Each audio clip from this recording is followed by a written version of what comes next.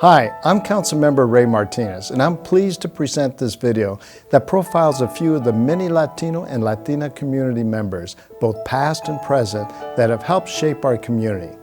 Though their paths in life are very different, they all share the ability to overcome the significant obstacles that all minorities have dealt with in their journey to success. Most of these people had a direct impact on my life growing up in Fort Collins, such as Dr. Gil Carbajal, who coached me in junior high school, and local resident Lee Martinez, who worked to improve race relations in our community. And I've tried to pass on the values my mentors taught me to young people in our community.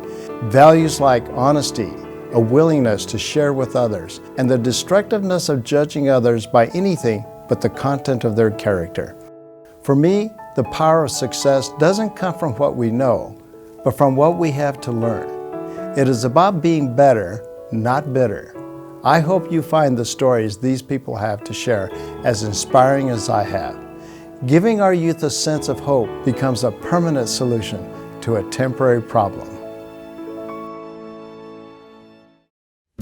Our father came from the San Luis Valley, from a little town called San Luis. My family and those that lived in that little town were impoverished. There was a tremendous amount of togetherness that they had. They lived off of the land. I mean, that's how they lived. My dad's family, they needed an opportunity. And a lot of those people from the San Luis Valley moved to Fort Collins to work over here at the sugar factory. My mother was, I would call her a warrior, because her mindset was, we're going to be successful. Our family ended up living in what they called Andersonville, and our little house is still there. It's the third house north of the tracks. Our parents were the type of parents that made us work, and we enjoyed working. I come from a family of migrant field workers, so we traveled. As a young child, I worked in the fields, in the beet farm, and I worked in the onions and picking potatoes. And I remember living as a young child in the migrant camps.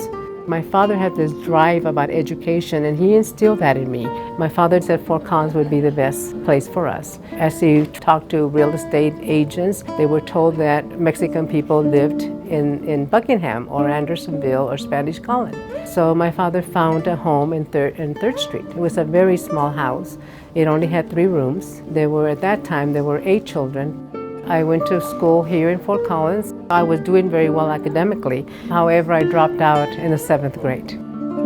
Not because I wasn't smart enough. I was suspended for fighting. It was that I had told this little white girl to stop calling me a dirty Mexican or a spick.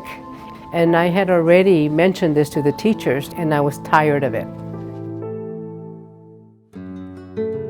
When we were growing up, it was very tough to be a Hispanic. I missed a lot of school because I chose to ditch school. It got to be unbearable working the fields. Sometimes you couldn't see the end of the road because of the heat waves. And Grandpa used to say, if you want to get out of the fields and stay out of the fields, get your schooling. We've always been entrepreneurial, all 3 of us. We started when it was probably 1957, cleaning yards and mowing lawns. All during that time, you could burn here in Fort Collins. So everyone had an ash pit or they had a burn barrel. My father had bought a 1929 Model A pickup and built some sideboards on it, and that was what we used. We'd pull it back to the back there. Artie would tip the thing over, I'd shovel all the stuff out, haul it out to the truck and take it to the dump. We would do the trash in the morning, and then we'd go out picking beans and things like that in the afternoons. I'm originally from New York City. I was born in Manhattan and was raised in the Bronx and in Brooklyn. I used to work packing groceries. I would get paid $12 for that day. I never worked so hard in my life. And I saw a lot of people of the Hispanic community working their hearts out. I am a junior in high school, around 17, 18 years old, and my father fell ill. It was very, very clear to me that I had to actually quit schooling, go get a job. And initially my dad just simply wouldn't have it. But I think that we all recognized that it was necessary for me to do that. My first real job was as a ticket agent for American Airlines, and it's fairly simple work. I mean, you take out a flight coupon, you give them a boarding pass. Education is powerful and it's essential. In my circumstance, I had a choice of making the best with the cards that I had been dealt. I engaged in the process of educating myself. My parents, Manuel and Sarah Carbajal, both came from Mexico in 1912. Then they wound up here in northern Colorado as migrant workers. Just wonderful parents. Proud of them for so many things. Most of all, the way they raised us. There were 7 of us. When we lived on the farm, it was wonderful. But when we lost everything, my dad got hurt, we lost everything. My dad didn't work for 2 years. You know, first you sell one tractor, then you sell another tractor, then you sell the truck, then you sell the cows, okay? This welfare person came to the door and said, well, we want to help you. And my dad says, we don't do welfare. My wife works and my 3 oldest children work. Before school, after school weekends, and in the summers. That's a big lesson. We lost everything, but we didn't lose our foundation. When I went in the military, I knew that I would come back and go to school. Education to me was a means of living a better life. I dropped out in the 7th grade. So I pretended to wake up in the morning and go to school, and I would hang out at a friend's house. When my parents were moving to Fort Lupton to go work in the fields, I decided that I didn't want to go. I was married at the age of 15. By the time I was 23, I had 4 children. And I decided to go for my GED. And I said, if I fail, then that makes a statement for me not to continue. But if I do pass, I will go on and complete my education. I engaged in the process of educating myself. I got promoted. I became chef supervisor. From there, I became a zone manager. After that, I became a district manager. And I rose all the way to senior director of business development for North America. In 5th grade, 1955, I started getting good grades. My English started getting better. And that's when I knew chemistry was going to be my goal, my purpose. I graduated in 1967 from UNC.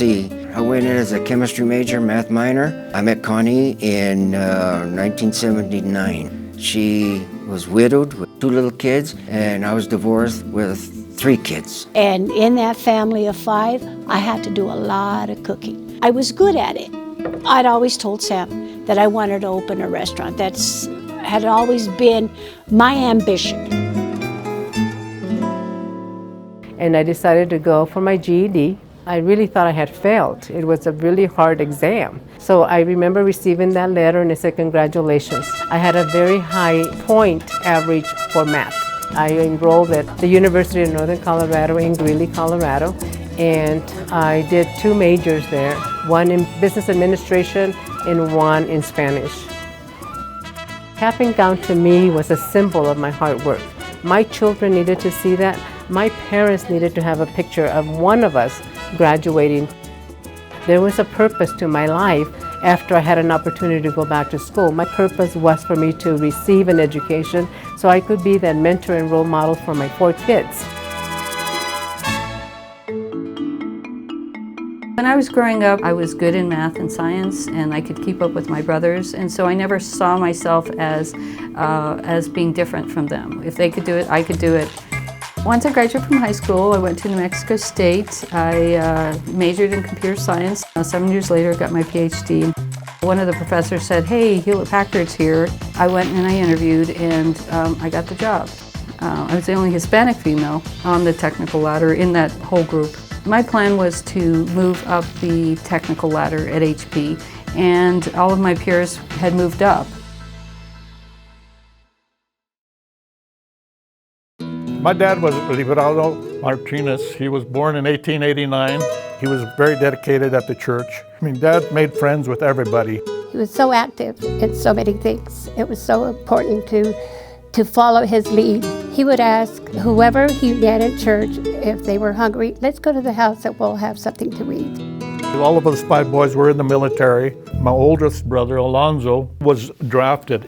I really didn't know him. I was just a child. I vaguely remember him coming home on leave, and I just saw him in his uniform. I never saw him again.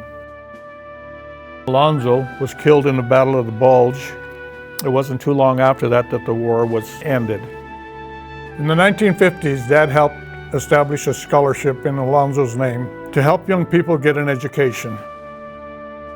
In 1968, I graduated from Poudre High School. This scholarship was a big help to me.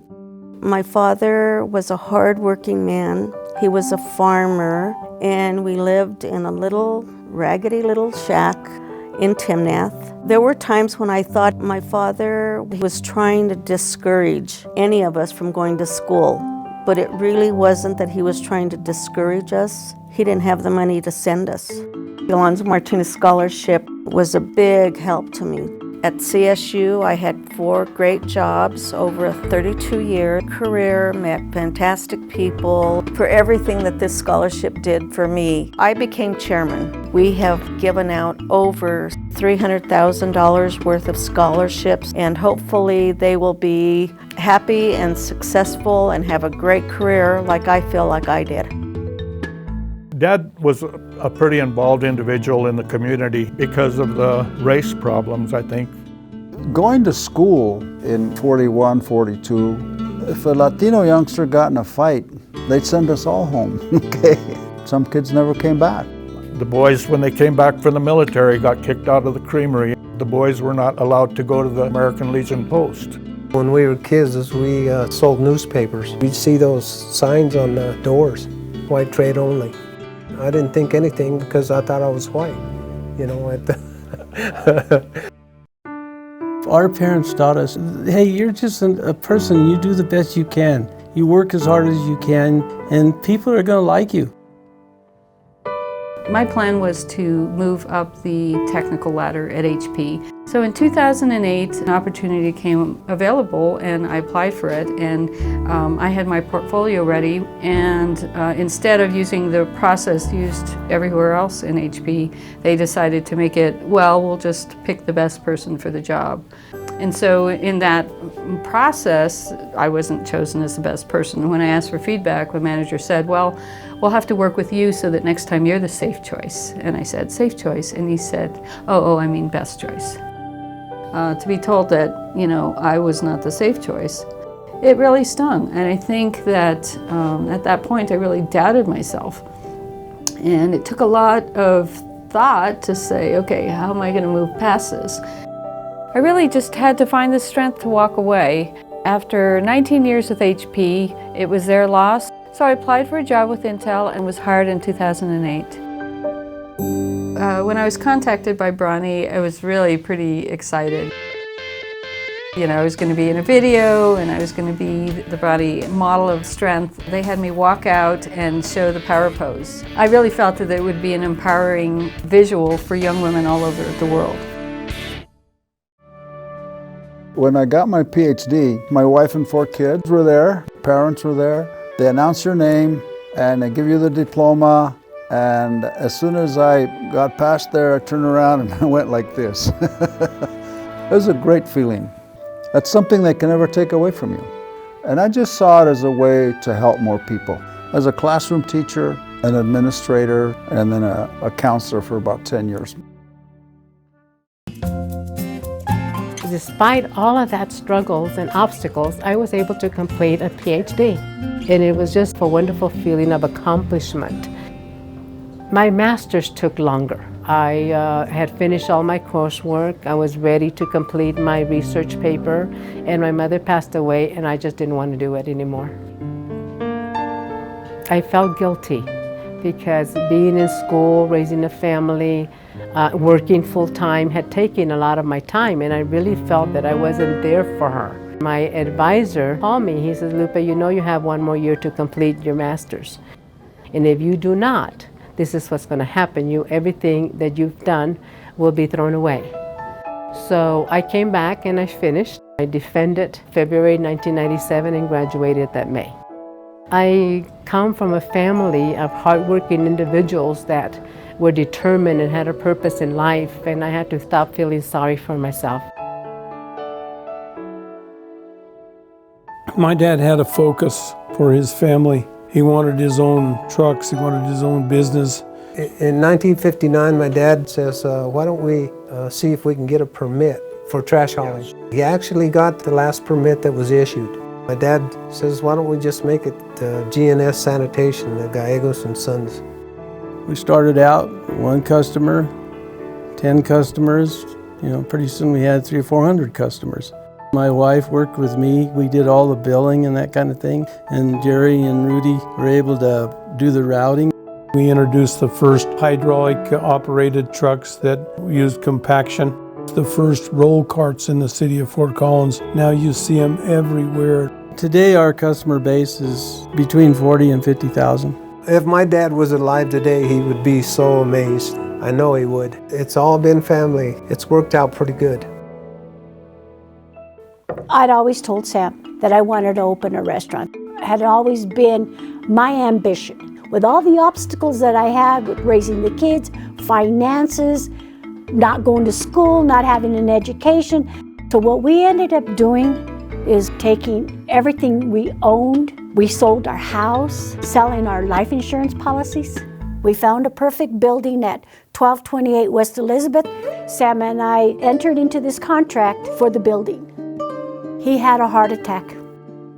They put a stent in him and they told him that he needed 12 weeks of rest. And I prayed and I said, Lord, this is what I want. I would like you to help me.